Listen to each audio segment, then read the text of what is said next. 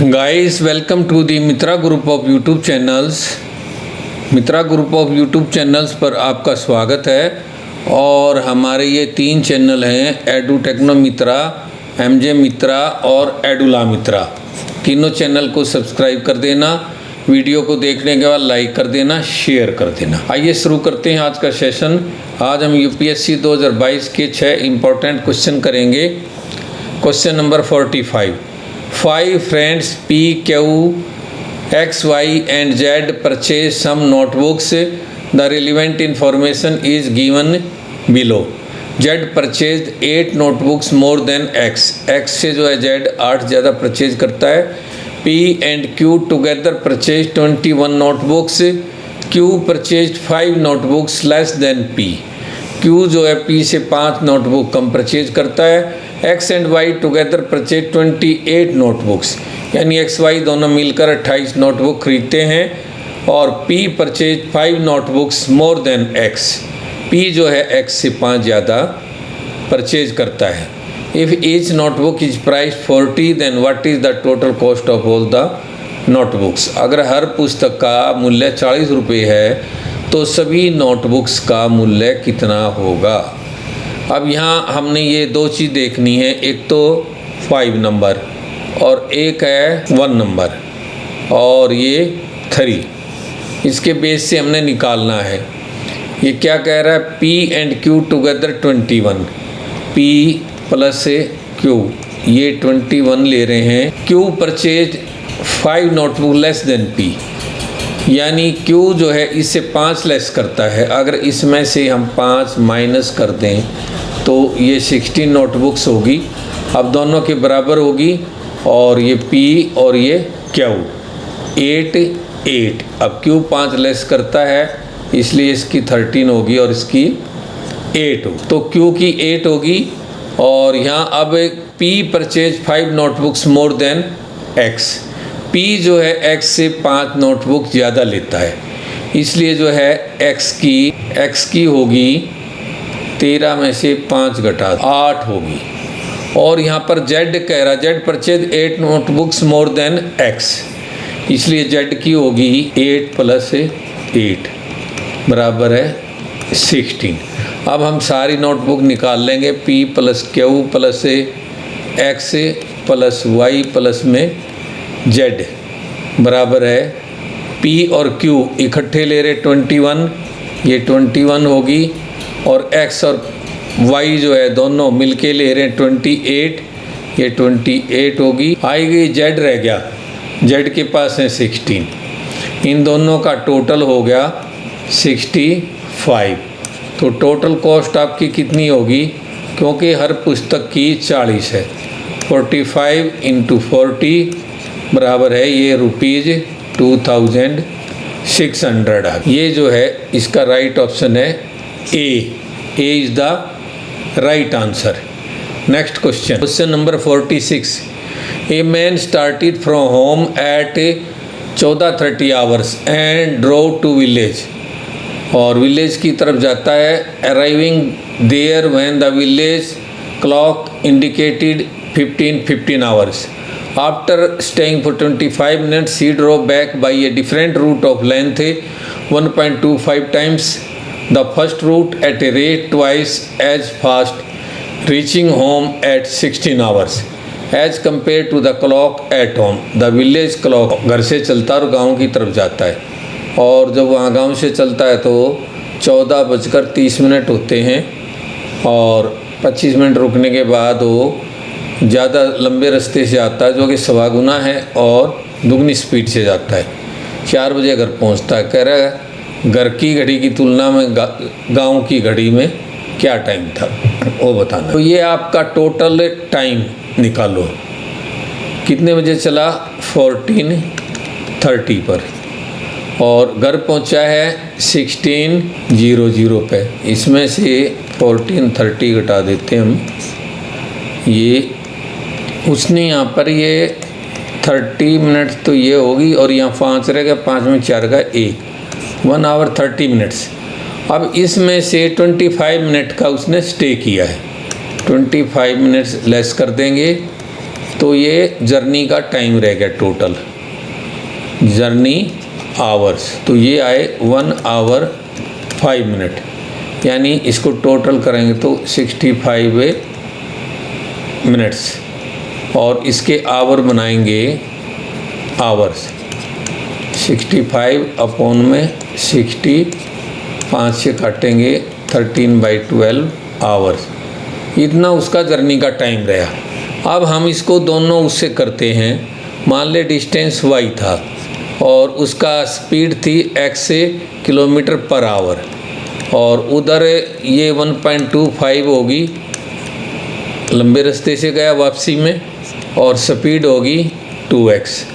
अब ये हो गया आपका 2x, तो एलसीएम हो गया, और इधर x से डिवाइड करें 2y प्लस 1.2y बराबर है 3.25y अपॉन में 2x, ये आ गया आपका। और ये किसके बराबर है? 13/12 आवर्स की, तो 3.25y अपॉन में 2x इक्वल टू 13/12 आवर्स। और इसको करेंगे तो हमें यहाँ पर इसको डेसिमल हटाएंगे तो 200 हो जाएगा। ऐसे कर सकते हैं आप भी, इसको काट के आप यहाँ 2.00x, इसको 25 से काटेंगे, ये आपका 13 आ गया, और इसको काटेंगे तो 8 आ गया। अब 13 से काटेंगे, ये आपका 13 आ गया, और इसको काटेंगे तो 8 आ गया। अब 13 अपॉन में 8y अपॉन में x, ये हो गया 13 अपॉन में 12 आवर्स, जो ये इक्वेशन यहाँ आई थी। तो y अपॉन में x निकाल लेंगे, 13 अपॉन में 12 और इधर 8 अपॉन में 13, 13 से 13 कट गया, ये 4 से कट गया 2 और ये 3, ये आ गया 2.3 आवर्स। ये 2.3 आवर्स होता है मिनट में, 60 से कर लो, ये 3 से 20, तो ये आपका आया 40 मिनट्स। 40 मिनट्स उसने टोटली जर्नी में। और जब वो घर से चला था तो क्या टाइम था? 14:30। तो इसमें 14 मिनट आप जोड़ो, ये आपका आ गया 10 और ये आ गया 1/। और वो घड़ी कितनी दिखा रही थी? विलेज क्लॉक दिखा रखी थी 15:10। और वो घड़ी कितनी दिखा रही थी? विलेज क्लॉक दिखा रखी थी 15:15। विलेज क्लॉक ये दिखा रही थी 15:15, और उसकी घड़ी ने क्या दिखाना था? 15:10। तो इसका राइट आंसर है डी, 5 मिनट फास्ट है। जो विलेज क्लॉक है वो उसके होम वाले क्लॉक से, इसलिए right answer is the D. Question number 47। A person X wants to distribute some pens among 6 children A, B, C, D, E and F. Suppose A gets twice the number of pens received by B, 3 times that of C, 4 times that of D, 5 times that of E and 6 times that of F. What is the minimum number of pens X should buy so that the number of pens each one gets is an even number? पहली बात तो आपने ये ध्यान रखना कि जो pen हैं वो हैं इवन नंबर में। अब जो ए है, ए को मान ले एक्स मिले हैं, तो बी को उसका बी से ट्वाइस ले रहा है, और सी से थ्राइस ले रहा है, और डी से 4 टाइम्स ले रहा है, और ई से 5 टाइम्स ले रहा है, और एफ से 6 टाइम ले रहा है। हमने कोई ऐसा संख्या लेनी है जो इन सब से डिवाइड हो जाए। सबसे डिवाइड होने वाला होता है एलसीएम, और इसका एलसीएम आ जाएगा 2, 3, 4, 5 और 6। 2 से काटेंगे 1 और 3, 2, 5 और 3, फिर 3 से 1 1 2 5 और 1, 5 दूनी 10, 30 दूनी 60, तो एलसीएम आपका आ गया 60। अब जो हमने ये लेने हैं सभी का शेयर इवन नंबर में है और ये संभावनाएं 60, उसके बाद इसका दुगना, उसके बाद इसका तिगुना, इसके बाद इसका 4 गुना, ऐसे। अब साथ में ये कह रहा है कि कितने मिनिमम नंबर, यानी मिनिमम नंबर तो छुट्टा लेना पड़ेगा। 60 को हम इसको ले नहीं सकते क्योंकि इसमें इवन नंबर में नहीं आएंगे पेन, यहाँ आके एक में वो 15 हो जाएगा, वो ओड नंबर हो गया। इसलिए जो है ना सही संख्या 120 है। 120 को लेके हमें तो x की वैल्यू आ गई 120, तो a के तो हो गए 120 और b से ये दुगना ले रहा है इसलिए 60 और c से 3 गुना ले रहा है 40 और d से 4 गुना ले रहा है 30, e से ये 5 गुना ले रहा है तो 24 और f से ये 6 गुना ले रहा है 20। इन सब को जोड़ोगे तो आपका 294 आ गया, जो कि ऑप्शन सी में दिया हुआ है। C is the right answer. Question number 48 पे आ गए हमें, जो कि यूपीएससी 2022 में आया था। 6 persons A, B, C, D, E and F are sitting equidistant from each other around a circular table facing the center of the table। ये एक टेबल के चारों तरफ बैठे हैं और टेबल का जो केंद्र है बीच में उसकी तरफ देख रहे हैं और बराबर दूरी पर बैठे हैं। Consider the question and 2 statements given below. नीचे क्वेश्चन दिया हुआ है, 2 स्टेटमेंट दी हुई है, उसको हमने लेके चलना है। Question, who is sitting on the immediate left of A. ये बताना है आपने ए के इमीडिएट लेफ्ट में कौन बैठा है। Statement 1, B is sitting opposite to C and D is sitting opposite to E. एक स्टेटमेंट ये कह रहा है। Statement 2, F is sitting on the immediate left of B. दूसरी ये स्टेटमेंट है। अब इसके बाद which one of the following is correct in respect of the question and the statement. Statement और क्वेश्चन को देखते हुए इनमें से कौन सा सही है। Statement 1 alone is sufficient to answer the question. Statement 2 alone is sufficient to answer the question. Both statement 1 and statement 2 are sufficient to answer the question. Both statement 1 and statement 2 are not sufficient to answer the question। ये आपने बताना है। यहाँ space भर गया, next sheet पे लेके चलते हैं।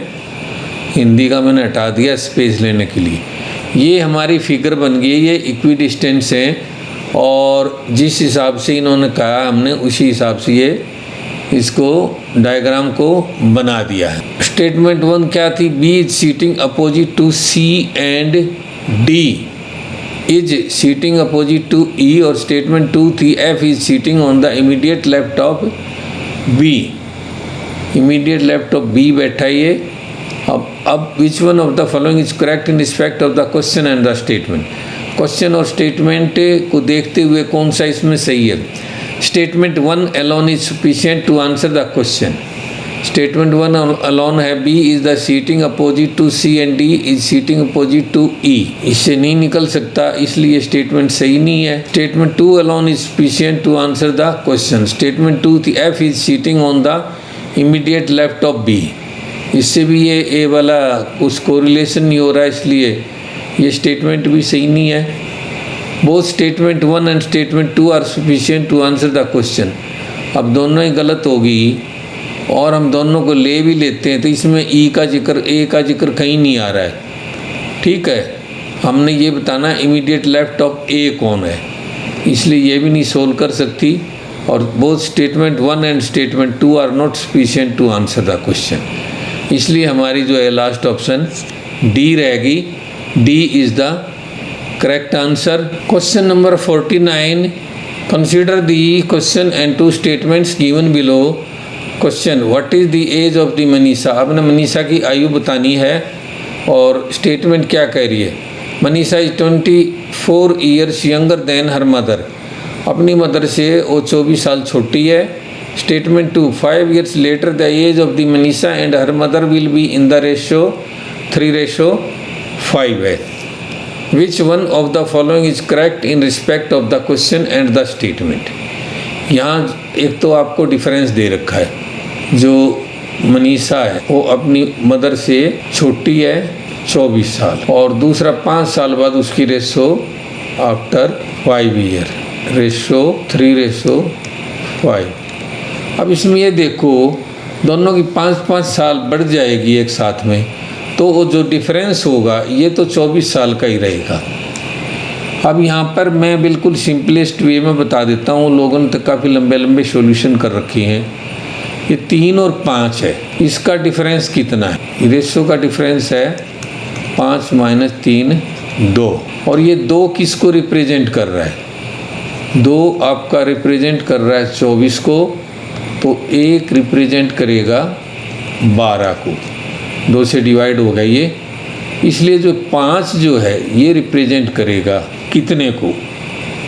इसकी मदर की एज आ गई, मदर्स एज जो कटा है, ये रेशो आई है, ये कॉमन मल्टीप्लायर है 12 उसका, तो मदर की एज आ गई 12 × 5 60, और उसकी मनीषा की आ गई 12 × 13 36 ईयर्स. लेकिन जो ये एज आई है ये 5 साल बाद की है, इसलिए मनीषा की जो है एज क्या होगी? 36 में से 5 घटा दो, 31 ईयर. आपको पता लग गया, आपने इसको सॉल्व कर लिया. आप लोगों ने दोनों स्टेटमेंटें यूज करी हैं, इसलिए इसकी राइट ऑप्शन आएगी सी. सी इज द राइट आंसर. अगला question number 50. 6 lecturer A, B, C, D, E and F each of 1 hour duration are scheduled between 8 AM and 2 PM. Consider the question and 2 statements given below. Question है which lecture is in the third period. Third period में किस subject का lecture है ये बताना. Statement 1, lecture F is preceded by A and followed by C. Statement 2, there is no lecture after lecture B. Which one of the following is correct in respect of the question and statement? Statement 1 alone is sufficient to answer the question, क्योंकि statement 1 कह रही है lecture F is preceded by A and followed by C, यानी ये sequence बता रहा है कि A के बाद F और F के बाद C. सिर्फ ये सीक्वेंस बता रहा है, 3 लेक्चर के बारे में बात कर रहा है, 6 लेक्चर के बारे में बात नहीं कर रहा है. इसलिए स्टेटमेंट 1 जो है ये तो सही नहीं. Statement 2 alone is sufficient to answer the question. Statement 2 कह रही है there is no lecture after lecture B. B के बाद कोई लेक्चर नहीं है, इसलिए इससे भी हल संभव नहीं है. Both statement 1 and statement 2 are sufficient to answer the question. दोनों भी सफिशिएंट नहीं है, क्योंकि ये 3 लेक्चर के बारे में, ये 1 लेक्चर के बारे में, अभी 2 लेक्चर और रह गए.